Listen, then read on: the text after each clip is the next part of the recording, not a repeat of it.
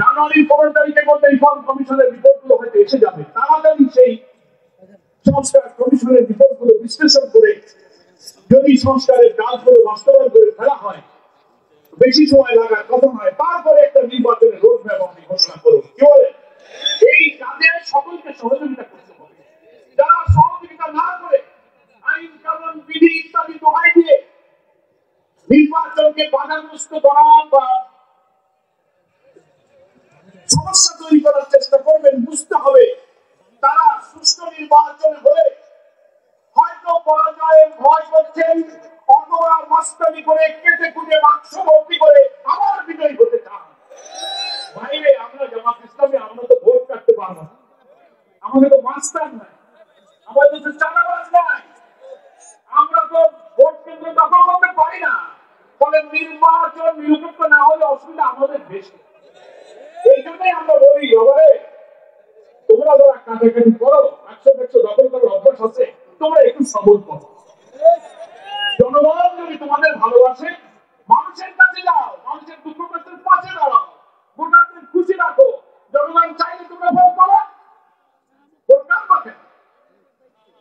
ফলে আসুন একটা অবাধ প্রয়োজনীয় সংস্কার, সেই একটা অবাধ নির্বাচনের পরিবেশ তৈরিতে আমরা অন্তর্বর্তীকালীন সরকারকে সাহায্য করি।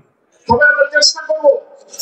সেকেন্ড কথা হচ্ছে এই যে নতুন যে বাংলাদেশটা আমরা দেখতে চাই, সরকার একটা নির্বাচনের ধারণা পেশ করেছেন যে অমুক সময়ের মধ্যে নির্বাচন হওয়া সম্ভব।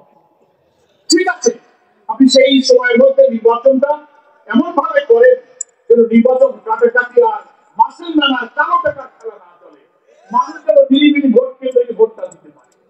সব রাজনৈতিক দল জনগণের কাছে যাক, তাদেরকে উদ্বুদ্ধ করুক, তাদের প্রত্যেকে তার আদর্শ নিয়ে কথা বলুক, জনগণ যাকে চাবে সে ক্ষমতায়।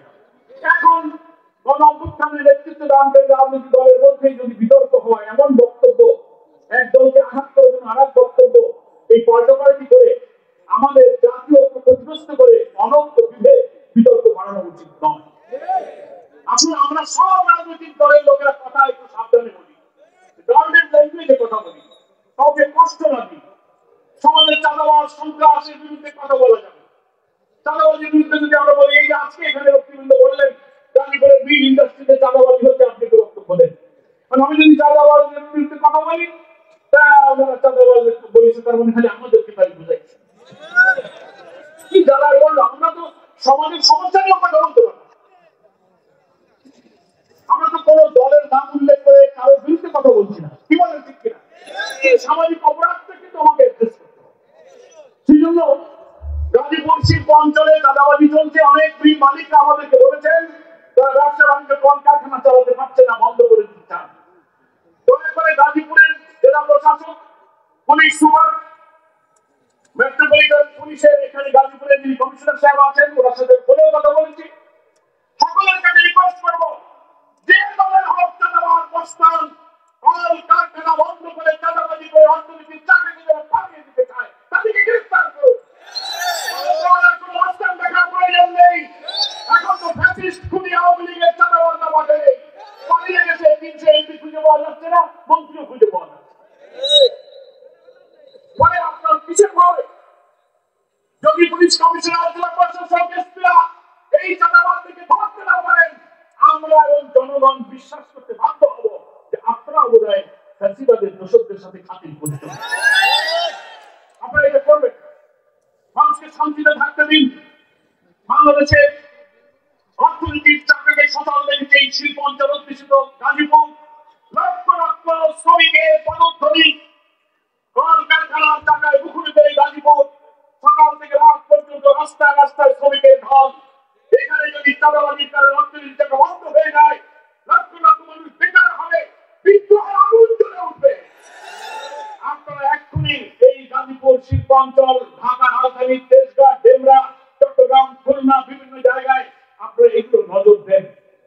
দেশকে যদি আপনারা ভালোবাসতে চান, বাংলাদেশ জামাত ইসলামী এমন একটি নতুন বাংলাদেশে বিপ্লবের মধ্য দিয়ে নতুন বাংলাদেশ নির্মাণের স্বপ্ন দেখে, যেটা আমাদের বাংলাদেশের সংবিধানে মুক্তিযুদ্ধের যে চেতনার কথা বলা হয়েছে, যে লক্ষ্যের কথা বলা হয়েছে, সাম্য, মানবিক মর্যাদা, সামাজিক সুবিচার। ৫৩ বছর আগে এই চেতনা ধারণ করে বীর মুক্তিযোদ্ধারা লড়াই করে প্রিয় বঙ্গভূমি বাংলাদেশকে স্বাধীন করেছিলেন।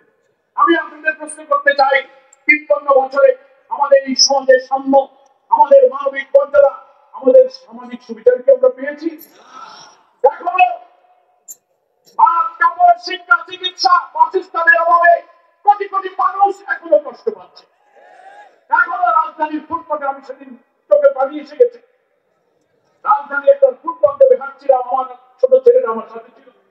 দুপুর বেলা দেখি একটা ছোট্ট ছেলে কাপড় চোপড় ময়লা মলিন ছেঁড়া, তার একটা ছোট্ট ভাইকে নিয়ে মানুষের হোটেলে খেয়ে ফেলে দেওয়া একটা গোশের হাড্ডি, যে হাড্ডিটা নিয়ে ওই ছোট বড় ভাইটা অর্ধেক খাচ্ছে, ছোট ভাইটার গালের জন্য তুমি একটু খাও। ফুটপাতে আমি আমার চোখে পাই, আমি বললাম তোমার কি হয়? বলে স্যার আমার ছোট ভাই। তোমার দুপুরে কিছু খাওয়ানি, কি খাইতেছো? বলে না, এই গোশের টুকরো পাইছি, তা একটু ছিঁড়ে সে খায়, আর ছোট ভাইটাকে সে একটু বুকে তুলে দিচ্ছে। আমি আর কষ্ট সহ্য করতে পারলাম না, আমি ওকে সাহায্য করলাম, তোমরা এটা দিয়ে কিনে দুপুরে খাবারটা খাও। আমি কথা এই জন্য বলছি, বাংলাদেশের প্রায় ৪ কোটি মানুষ এখন দরিদ্র, প্রায় ২ কোটি শিক্ষিত যুবক বেকার, দারিদ্র সীমার নিচে হতদরিদ্র মানুষ, খাওয়ার কষ্টে ভুগছে কোটি কোটি মানুষ। সেই বাংলাদেশ নতুন করে নির্মাণের জন্য, ইনসাফপূর্ণ সুবিচারের বাংলাদেশের জন্য আমাদের এই হাজার হাজার লোকেরা রক্ত দিয়েছে। আমরা সেই বাংলাদেশ করতে চাই। জামাত ইসলামী বলেছে এই বাংলাদেশ হবে সুবিচারের বাংলাদেশ। সেই সুবিচার কে করবে? জামাত ইসলামী হাতে যদি আল্লাহ তাআলা রাষ্ট্রের দায়িত্ব দেন, আমাদের আমিরে জামাত ডাক্তার শফিকুর রহমান বলেছেন, আমরা শাসক হব না, আমরা এই জাতির খাদেম হয়ে সেবা করব। লুটপাট, চাঁদাবাজি, মাস্তানি, অর্থ পাচার, শেখ হাসিনা, তার বোন রেহানা, তার ভাগ্নি, তার মেয়ে, তার ছেলে জয়, পুতুল, টিউলিপ মিলে লক্ষ লক্ষ কোটি টাকা বিদেশে পাচার করেছে। ব্যবসা বাণিজ্য তাদের হাতে ছাড়া ছিল না। নতুন বাংলাদেশে এই সব লুটপাট হবে না। আমাদের অর্থনীতি নিরাপত্তা হবে। ইসলামের যে কল্যাণ রাষ্ট্র, ইসলামের যে সৌন্দর্য, beauty of Islam, welfare of ইসলামের জন্য আল্লাহ নবী হাদিসের মধ্যে যা বলেছেন, রাষ্ট্রের সকল মানুষের ভাত, কাপড়, শিক্ষা, চিকিৎসা, বাসস্থানের মৌলিক সব দায়িত্ব রাষ্ট্র গ্রহণ করবে। চাকরি দিতে হবে, কাজ দিতে হবে। হাদিসে আল্লাহ রাসূল বলেছেন, যাদের কাজ দিতে পারবে না রাষ্ট্র, বেকার যারা থাকবে, তাদের সংসার চালাবার মতো প্রত্যেক বেকারকে ভাতা দিতে হবে। অভাব এবং দারিদ্রতাই মানুষকে অপরাধের দিকে নিয়ে যায়। কেউ ঠিক কিনা?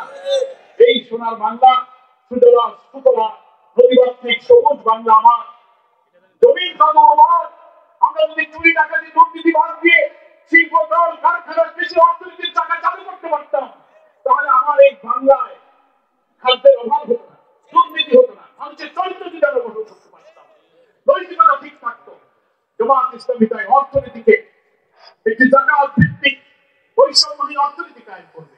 আল্লাহ তাআলা কোরআনে বলেছেন, সূরা নূরের ৫৫ নম্বর আয়াতে, রাষ্ট্রে যদি দ্বীনের ভিত্তিতে কোনো রাষ্ট্র তোমাদের দায়িত্বে আসে, তোমাদের ৪টি কাজ।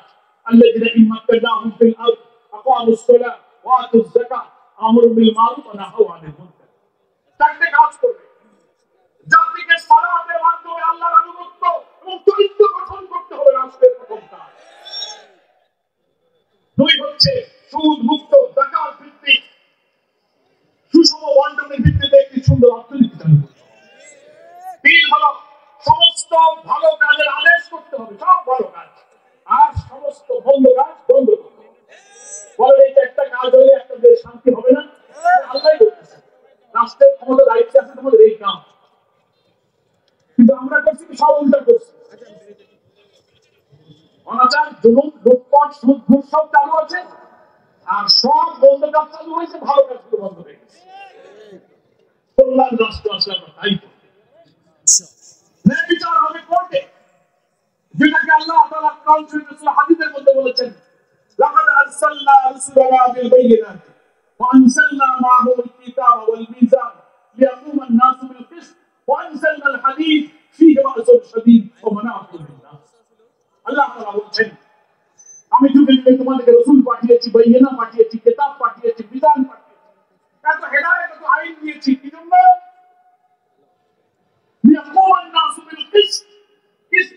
সুবিচার, ওলামায়ে কেরাম আছেন, আলেম দ্বীন আছেন, কিস আর শব্দের অর্থ হচ্ছে সুবিচার, যেটাকে ইংরেজিতে বলা হয় জাস্টিস। আমাদের ছেলেরা এখন অভ্যুত্থানে স্লোগান দিয়েছে, উই ওয়ান্ট জাস্টিস, আমরা সুবিচার চাই। আল্লাহ তাআলা নির্ভুল জ্ঞানের উৎস হচ্ছে আল্লাহর ওহী কোরআন। সেই কোরআনের যে আইন, কোরআনের যে ইনসাফ, সেই জাস্টিসের বিধানের ভিত্তিতেই মানবতার কল্যাণ সম্ভব। মানুষের তৈরি করা কোনো আইন দিয়ে কোনো সুবিধাপূর্ণ সমাজ প্রতিষ্ঠিত হতে পারে না।